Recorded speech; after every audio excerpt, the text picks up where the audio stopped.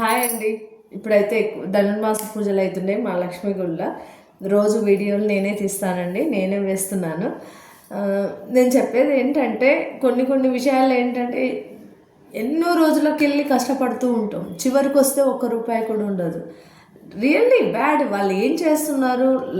ఏదైనా పని చేసినప్పుడు మన లైఫ్ 20 ఏళ్ళకెళ్ళి కష్టపడుతున్నప్పుడు తింటున్నాము అయిపోతుందంటే నడవదండి.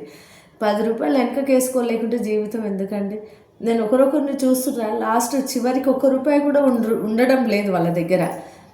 ఇల్లు కొనాలంటే కొంచెం లోన్ కోండి, మొత్తం అప్పు చేసి ఇల్లు కొనడం చాలా తప్పండి. జీవితాంతం లోన్ కొనుడే అవుతుంది.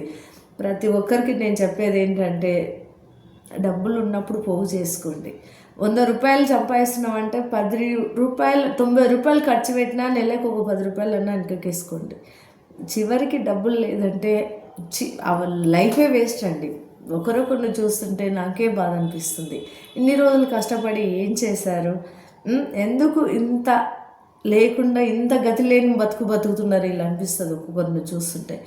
చేశాను, తిన్నాను, పడుకున్నాను కాదు, మనం ఏం చేసాము. ఒక సంవత్సరం దాటిపోతుంటే అంటే ఒక సంవత్సరం అంతా మనం ఏం చేసాము, ఏం సంపాదించాము, ఎంతవరకు మన లైఫ్ వచ్చింది. న్యూ ఇయర్ 31st నైట్ వచ్చిందంటే ముడ్డి వాళ్ళకి తాగి పడుకోవడం కాదు. మనం ఇయర్లో ఎంత కష్టపడ్డాము, ఎంత పోగు చేసాము, ఏం కొన్నాము, అది ఒక్కసారి మెమరీ తెచ్చుకోవాలండి. ఏం లేకుండా హాయిగా తిన్నామా, ఎగిరామా, తాగామా, పడుకున్నామా కాదు లైఫ్. ఏం సాధించాము, ఏం చేసాము అనేది చాలా ఇంపార్టెంట్ అండి. నిజంగా అంత లైఫ్లో ఈజీ తీసుకోకండి, కష్టపడండి, 10 రూపాయలు వెనకకేసుకోండి. ప్రతి ఒక్కరికి సొంత ఇల్లు చాలా ఇంపార్టెంట్. సొంత ఇల్లు ఉండాలి. హైదరాబాద్లో ఉన్నప్పుడు ఒక 10 ఏళ్ళకెళ్ళి హైదరాబాద్కి వచ్చినామంటే సొంత ఇల్లు లేకుండా ఎందుకంటే హైదరాబాద్లో బతుకులు అవసరమా? అది ఊర్లో నయ్యం. ఏదో పొలం పని చేసుకుంటానన్నా 10 రూపాయలు హాయిగా మనశ్శాంతిగా బతకొచ్చు. నేను చెప్పేది ఒకటేనండి, అందరూ అప్పులు చేయకండి. అప్పు చాలా దరిద్రం అండి. అప్పు చేసి ఏ పనులు చేయకండి.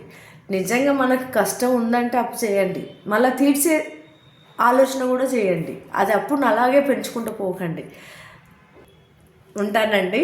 చిన్న వీడియో, నేను వాస్తవం చెప్తున్నాను. కొంతమందిని చూసినందుకు నేను ఈ వీడియో చేయాల్సి వచ్చింది.